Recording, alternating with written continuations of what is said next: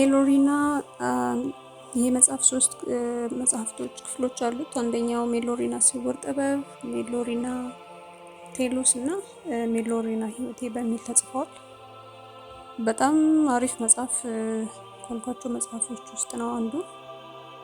ሶስቱም ክፍሎች የየራሳቸው የካራክተሮቻቸው ስራዎቻቸውን ጉዟቸውን የሚያሳይበት ነው። 5 ካራክተሮች ነበሩ መጀመሪያ ላይ ተማሪዎች፣ የጥበብ ተማሪዎች ከአንድ አባታቸው ጋር ሆነውና ከጥበብ አስተማሪያቸው ጋር ማለት ነው። እና እኚህ የጥበብ አስተማሪ ለሚፈልጉት አላማ በደንብ አድርገው ያሰለጥኗቸዋል። እውቀት በደንብ ያስይዟቸውና ይልኳቸዋል ማለት ነው። ማለት እንደ ተልእኮ አይነት ነገር። እነሱን ያገኙበት መገናኛቸው እርስ በርስ የሚተዋወቁ አይደሉም። አምስቱም ከተለያየ አጋጣሚ ነው የመጡት። አንዱ ከሀገር መሮጥ እወጣለሁ ሲል ነው ያገኙት እሳቸው። አንዱ ደግሞ አገሩ እያለ የሚወዳትን ጠልፌ ያገባለሁ ሲል፣ እሱም ያው የእሷ ቤተሰቦች ሊገሉ ሲያሳድዱት በዛው ይጠፋና በእንደዚህ አጋጣሚዎች ብቻ ሁሉም በየአጋጣሚዎች ነው ያገኟቸው።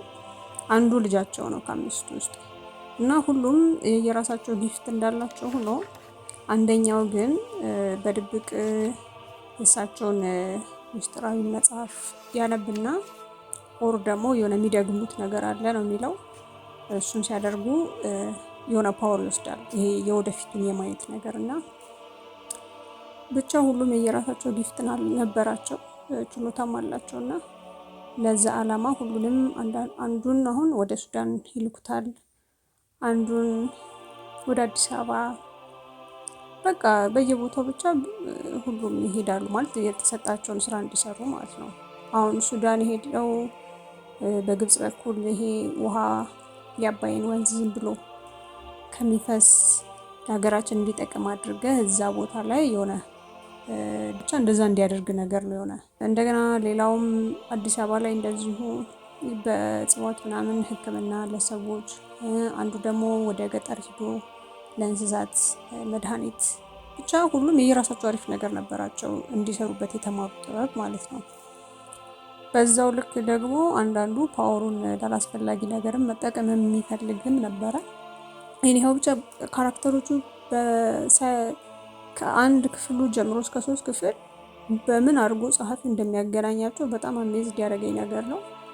ማለት በቃ እዚህ ጋር ተቋጨ ብላችሁ አንዱ ወደ ውጭ ሄደ ወይ አንዱ እንደዚህ ሆነ ብላችሁ ልተውት ስትሉ አዟዙሮ በሆነ ምክንያት ይገናኛሉ እና መጨረሻው ላይ በጣም የሚያምር ነገር ነበረው። ግን አይ ቲንክ ከሁለቱ ከዚህ ከአምስቱ ተማሪዎች ሁለቱ ይሞታሉ።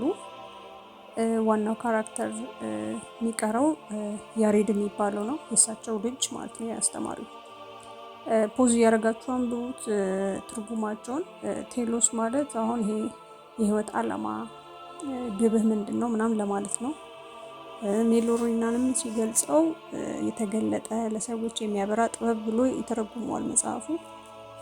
ያው ብቻ እሱን ፖዝ አድርጉት እና አንብቡት። ኦር ደግሞ መጽሐፉን ገዝቶ የሚያነብ ሰው በጣም አሪፍ መጽሐፍ ነው።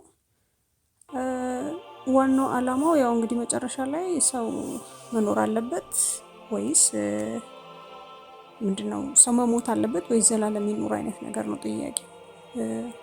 ምንም በሳይንስ ቢፈላሰፉ ወይ በባህላዊ ነገር ይሄ ተፈጥሮን የሚጻረር ነገር መሰራት አለበት የለበትም፣ ኬሽነሪ ነገር ያደርገዋል።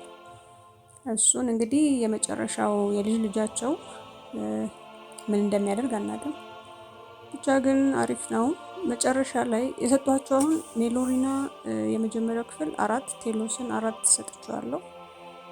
ሜሎሪና የመጨረሻው ግን ህይወቴ ላይ ፓወር ያለው ከዚህ በፊት ከብዙ ጥቃት ኦር ደግሞ 9/11 ኢቭን ያለፈ ሰውዬ በድንገት ምንም ማለት እንደሚመጣ ችግር እንደሚመጣ የሚታየው ሰውዬ ምንም ሳያውቅ ሞተ ይላል መጽሐፉን። የሆነ ቁጭት የሆነ አሪፍ መጨረሻ ላይ ሂዶ ያን ሰው የሆነ ትራጀዲ ለመፍጠር ነገር ከሆነ እሺ፣ ግን ቢሞትም አሟሟቱ ይሄ ሰው ብዙ ጊፍቶች አሉት። የሚመጣውን ኦር ችግሮች ምናምን ሲመጡ የሚታወቀው ሰው ነው። እሱ እንኳን ባይታወቀው እንዴት እሳቸው አላሳወቁትም? እና በቃ ዝም ብሎ ተገደለ አይነት ነገር ነው ለዛ ነው 3 ከ4 የሰጠሁት ከ5 የሰጠሁት እንጂ ደ ቤስት አሪፍ መጽሐፍ ነው። አንብቡት።